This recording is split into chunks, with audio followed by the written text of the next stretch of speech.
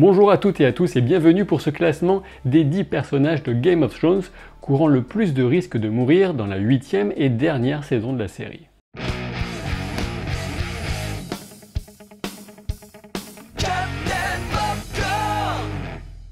Pour commencer, je vous propose un petit point sur la diffusion de cette saison 8. En effet, c'est sans doute la saison la plus attendue de toute l'histoire des séries en termes de nombre de personnes qui cochent les jours sur leur calendrier. Et maintenant, on s'approche de l'annonce d'une date, enfin j'espère, même si on n'a toujours pas de date précise, puisque HBO a simplement annoncé officiellement que cette 8e et dernière saison sera diffusée durant le premier semestre 2019. Du coup, on peut parier sur une diffusion vers fin avril, début mai, comme au beau jour des débuts de la série. Par ailleurs, le tournage du spin-off devrait sans doute se lancer d'ici l'été 2019, ce qui permettrait une diffusion en 2020. C'est finalement le seul de tous les spin-offs en cours d'écriture qui a été retenu, mais rien n'empêche l'annonce d'un autre au cours des prochaines années. Pour en savoir plus, il suffit de regarder la vidéo que j'y ai consacrée. Et pour fêter ce retour prochain de Game of Thrones sur nos écrans et à Game of Thrones sur la chaîne, eh bien je vous propose un code de réduction exclusif sur les t-shirts, un code de 25% avec le code CAPTAIN25 en majuscule. Vous trouverez un lien en description de la vidéo pour arriver sur le site des t-shirts. Et sachez que bien évidemment, une petite partie des ventes me reviennent, ce qui permet de participer à la viabilité de cette chaîne. Mais j'en reviens maintenant à ce classement dont l'idée m'est venue suite à la publication Instagram de Maisie Williams du 7 juillet qui célébrait son dernier jour de tournage avec le hashtag Last Woman Standing, la dernière femme debout. Alors bien évidemment, contrairement à ce que certains ont pu imaginer, il ne s'agissait là pas du tout d'un spoiler, puisqu'en supposant qu'Arya survive, il est assez clair qu'elle ne sera pas le seul personnage féminin dans ce cas, mais je vous propose maintenant de nous lancer dans la liste de ceux qui risquent vraiment d'y passer.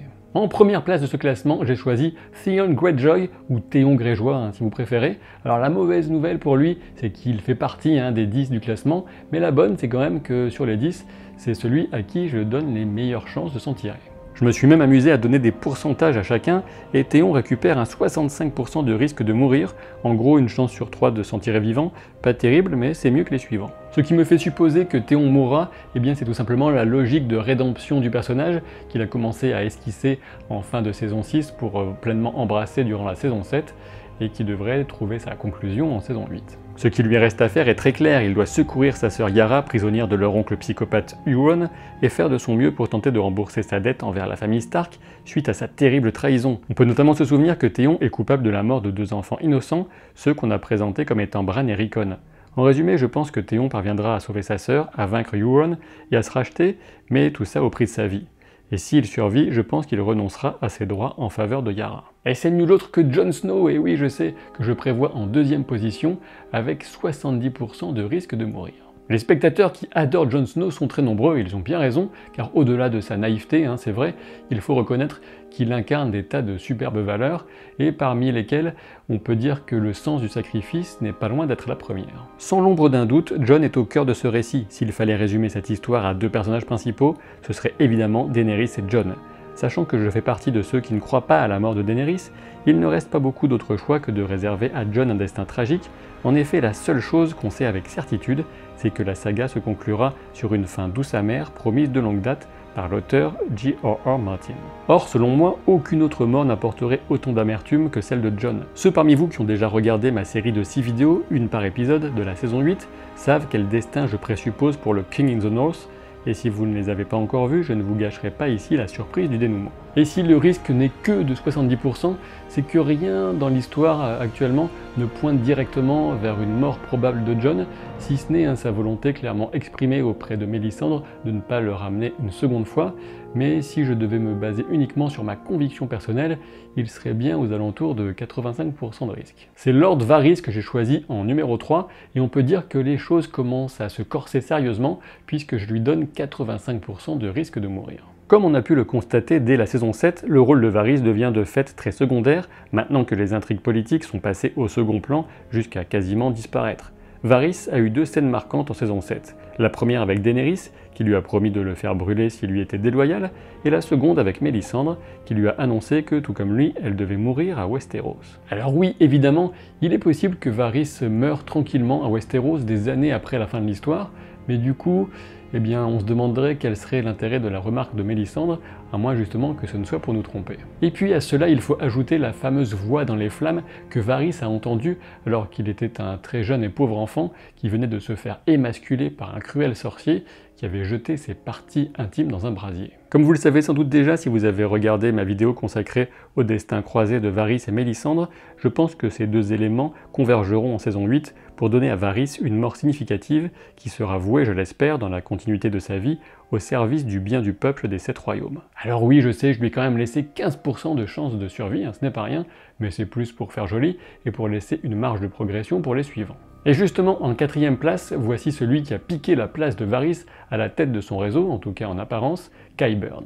On peut se demander d'ailleurs si Varys ne pourrait pas avoir un rôle direct dans la mort de Qyburn, mais on ne peut pas se baser uniquement sur d'éventuelles évidences pour tenter de deviner la conclusion d'une histoire aussi complexe. Je donne à Qyburn 90% de risque de succomber, et il faut dire que c'est encore très généreux.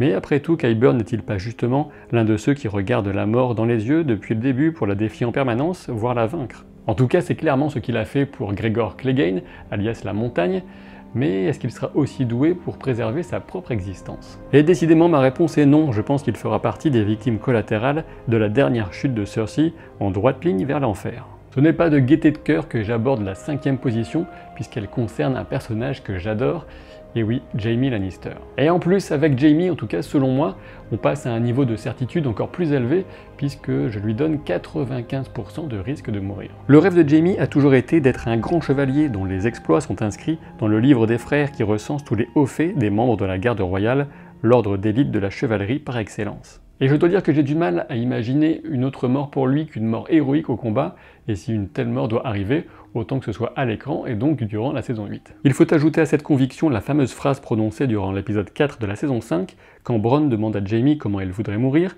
il lui répond « dans les bras de la femme que j'aime ». On ne sait pas si l'identité de cette femme est alors très claire dans l'esprit de Jaime, mais pour moi, il ne fait guère de doute que c'est dans les bras de Brienne qu'on le verra rendre son dernier soupir. S'il vous plaît les scénaristes, donnez-lui une belle mort. En numéro 6 de ce classement, voici venir Beric Dondarrion, l'élu de R'hllor, ou en tout cas l'un de ses élus. Ce qui est amusant avec Beric, c'est qu'il est déjà mort si souvent que la dernière ne semble pas si importante, mais à bien y regarder, je suis sûr que ce moment saura toucher les spectateurs, ne serait-ce que par l'énorme charisme de son interprète, Richard Dormer. Je suis convaincu que Beric survivra à la chute du mur, et je suppose que sa mort surviendra plutôt durant la dernière bataille de Winterfell, quand les hordes de l'armée des morts s'y abattront. Beric est un de ces personnages qui a vécu par l'épée et mourra par l'épée. Surtout, son destin semble intimement lié à celui de la lutte contre les marcheurs blancs, autant d'éléments qui me décident à lui attribuer un risque de mort de 98%. C'est Mélisandre, la prêtresse rouge, qui prend la 7e place avec 99% de risque de mourir. Un peu comme Théon, Mélisandre ne peut approcher de la rédemption qu'en sacrifiant sa vie, sachant qu'elle n'a pas subi ce que Théon a pu endurer entre les mains de Ramsay, et que la gravité de ses crimes surpasse sans doute encore celle des actes de Théon. Toutefois, ce qui amène véritablement à cette quasi-certitude de sa mort, c'est la révélation qu'elle fait à Varys au sommet de cette falaise de Dragonstone. Elle sait qu'elle reviendra à Westeros car c'est là qu'elle doit mourir. Du coup, pourquoi 99% et pas 100%?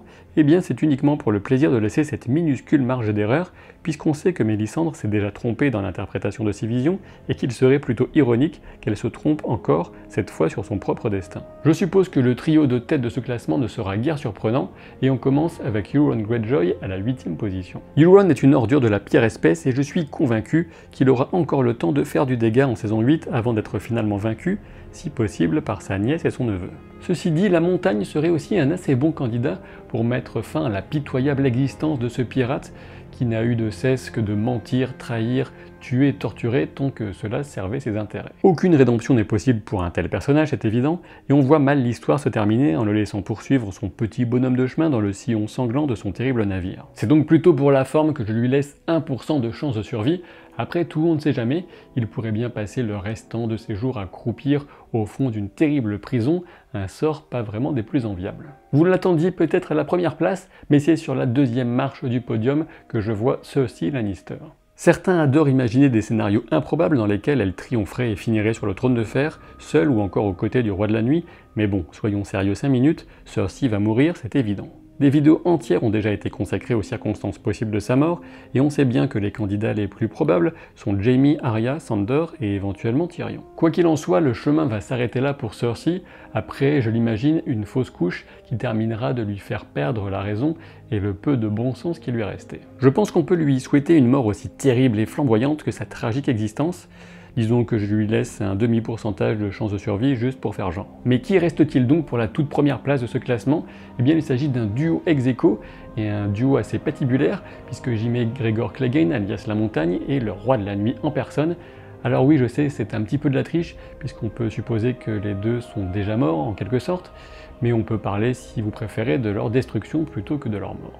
Concernant La Montagne, vous savez bien qui j'ai en tête pour s'acquitter de cette sale besogne, nul autre que Sandor Clegane, évidemment, son petit frère et accessoirement mon personnage préféré de la série. Et oui, le fameux Clegane Ball, l'affrontement tant hypé et attendu, va se dérouler durant cette saison 8, j'en suis convaincu. Il ne peut en aller autrement garder confiance puisque Sandor lui-même a prévenu son frère, tout du moins ce qu'il en reste, qu'entre eux, la conclusion sera brutale. Impossible pour moi d'imaginer que Sandor ne remporte pas ce combat ultime, mais reste à savoir à quel prix. Il est possible, ceci dit, que d'autres doivent mettre la main à la pâte pour abattre le golem de Qyburn, je pense notamment à Arya ou encore Brienne. Du côté du Roi de la Nuit, enfin, il ne fait aucun doute pour moi qu'il finira par être détruit, même s'il sera éventuellement remplacé. Et j'imagine difficilement un autre que Jon pour cette mission, même si, là encore, il est possible que ce soit un travail de groupe pour abattre le plus puissant et mystérieux des personnages de la série. Bien évidemment, d'autres personnages assez importants seront appelés à mourir durant cette 8e et dernière saison, et si je suis d'humeur du coup, eh bien je vous laisserai une liste complémentaire dans la description de la vidéo. Concernant vos nombreuses questions sur les anciennes vidéos sur Game of Thrones et Westworld, celles qui avaient été produites lorsque je faisais partie de la chaîne The Grand Test, eh bien sachez que Nicolas me les a remises, que du coup je réfléchis à une façon de les publier à nouveau ici, mais je vous tiendrai au courant. N'oubliez pas, je vous rappelle le code CAPTAIN25 pour les t-shirts, de laisser un pouce en l'air si la vidéo vous a plu, de vous abonner à la chaîne si ce n'est pas encore le cas, et je vous dis à très vite pour de nouvelles aventures. Salut!